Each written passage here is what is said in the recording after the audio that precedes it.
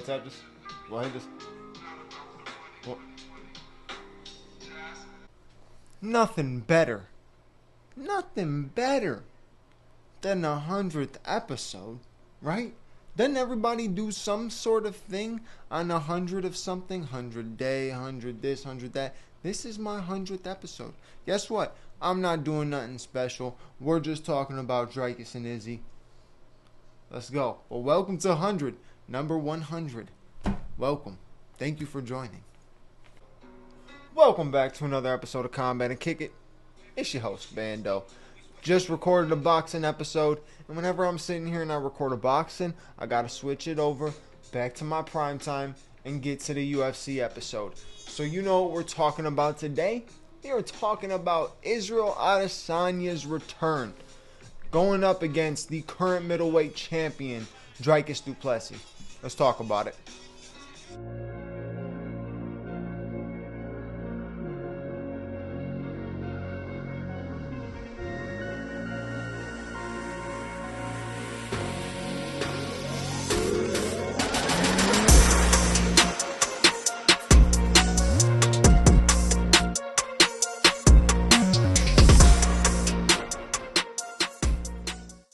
Okay, so yeah, Izzy and Dricus are going up against each other at UFC 305 in Perth.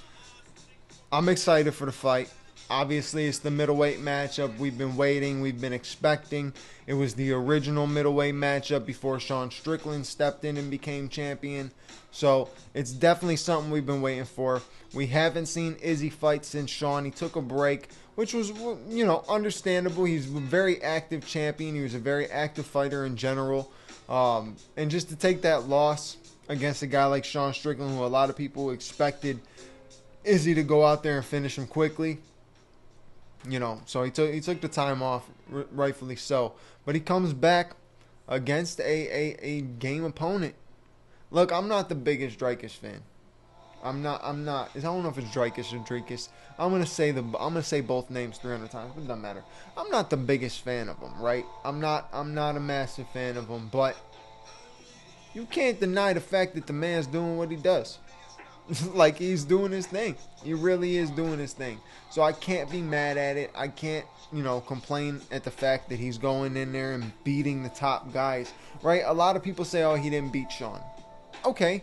It was an extremely close fight. It could have went either way. I probably wouldn't have been mad if it went Sean, and I wasn't. I was mad the fact that Dricus became champion, but I wasn't mad at the fact that the decision went his way. He did put a lot of pressure on Sean. He did continue to pace, and I think he did secure more takedowns as well, so that matters, right? Sean had every opportunity to continue to put his foot on the gas pedal and get going, and he didn't. He had a lot of opportunities, and he didn't. And I think that backfired on him, right? And he's knowing that. But it was a close fight, like I said. It could have went either way. But Dricus is a guy who went in there and actually did finish Rob Whittaker, right? Rob Whittaker, top guy in the division for years, fought some of the best fighters in the entire world. His resume is stacked, right? We know Rob as an absolute dominant fighter. He had that great win against Paulo Costa. He just came off of that finish over Ikram Aliskerov. So Rob is a savage. Rob is a beast. And Dricus went in there and got a great win over him. Fantastic win over him. So there is nothing to argue about Dricus' skill. But I really want to see Izzy get the belt back. Now, I don't know if Dricus is going to be an entertaining champion or not. If he's going to fight the guys that he needs to fight, who's next in line. If he's going to be active, I don't know what the case may be. But I remember Izzy as champion. Izzy was very active, and put on good fights for the most part. There was some boring fights, but he put on good fights for the most part.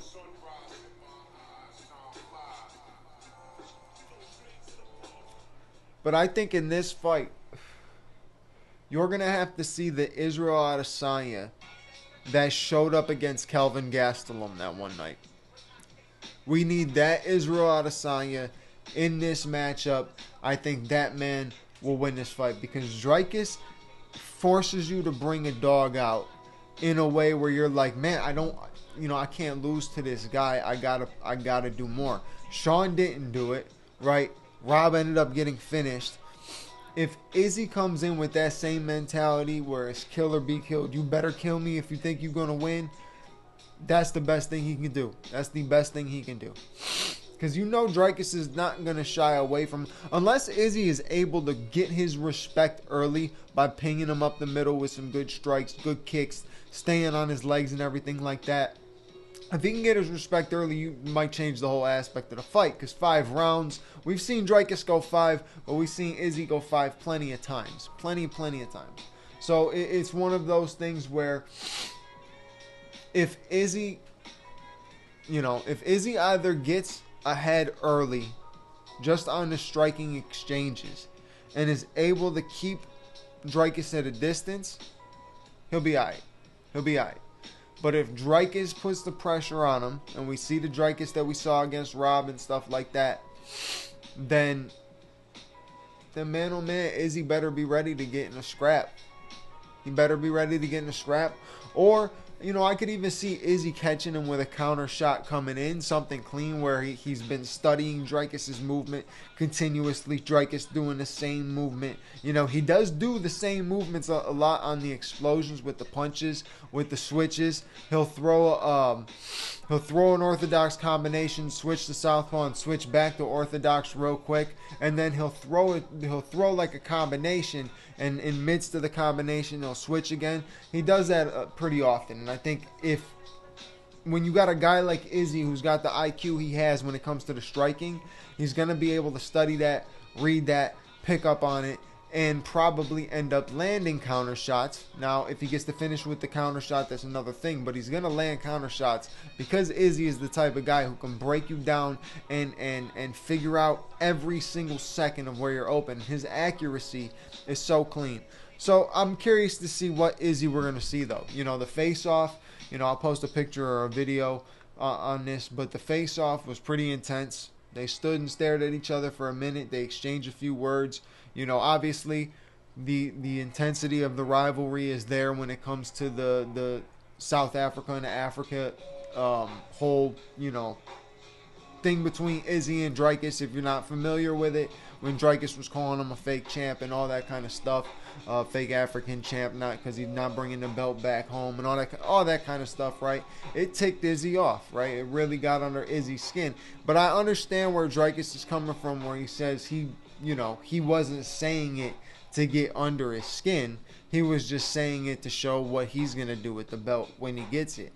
But on both ends, it started a little bit of heat, right? So there's a little bit of a rivalry. I wonder if they're going to show respect in terms of the, exchanges in the octagon. I wonder if they're going to show any respect for each other's game.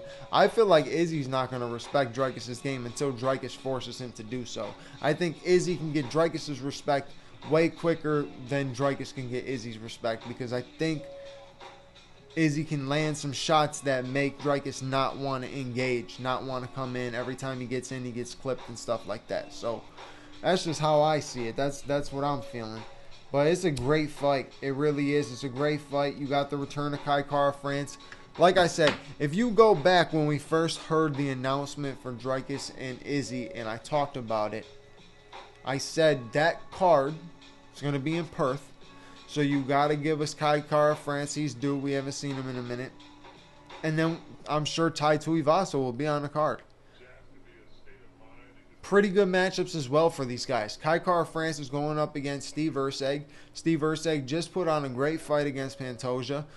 So this is a big fight for Kai Kara-France, because if he can get the win over the last title challenger, that makes a statement. That can push you right to the #1 contender slot.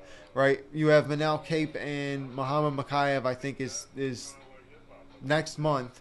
So that's another flyweight matchup that, depending on how that goes and how this Kai Kara-France Steve Erceg fight goes, you're talking about a #1 contender between those two fights. And then also for Tai Tuivasa, he's going up against Yair Rozenstruik. And I think that matchup is good, right?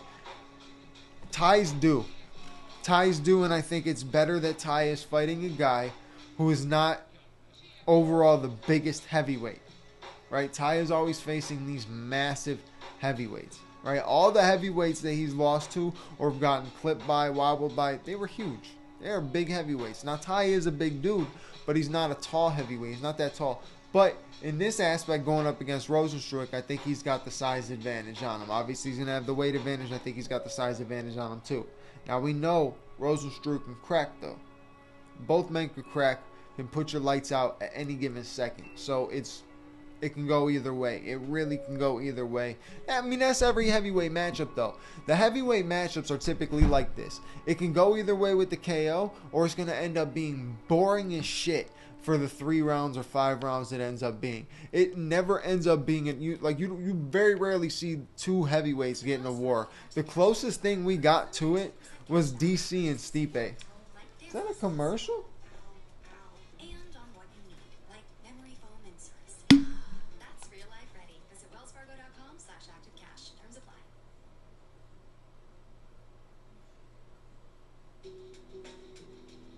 Fucking commercials.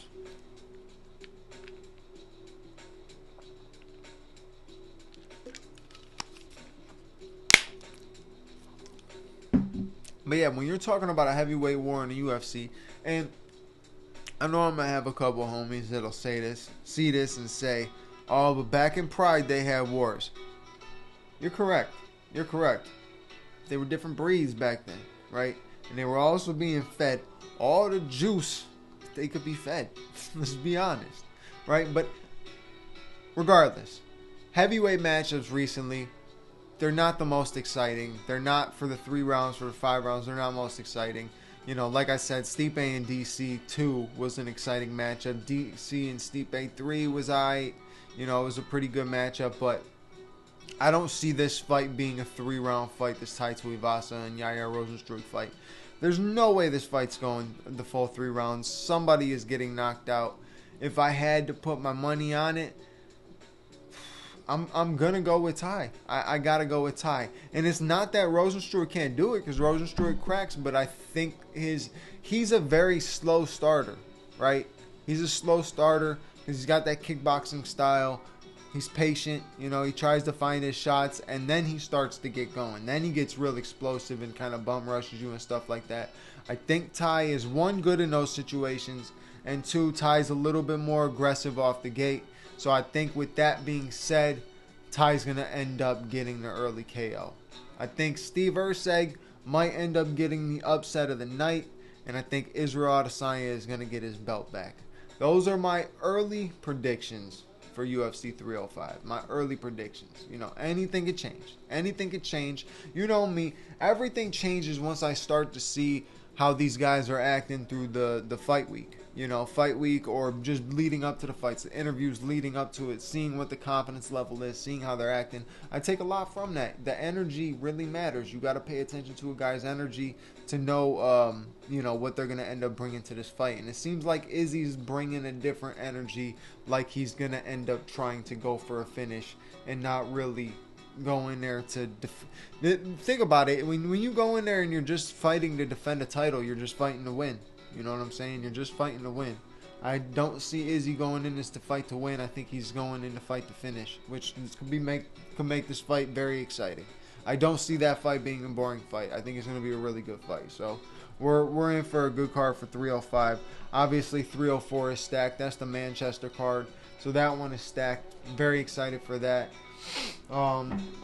Free cards, on the other hand, recently are not coming in as guests. No. Look, listen, understand in everything. Look, everybody deserves their shot at the top. But you can't just give me a Rose Namajunas, Tracy Cortez main event with nothing else. You can't do that. You can't. You're not allowed to. You can't do that. And then you're telling me next week. The next week after that is. Oh my God! I can't even believe I'm about to say this.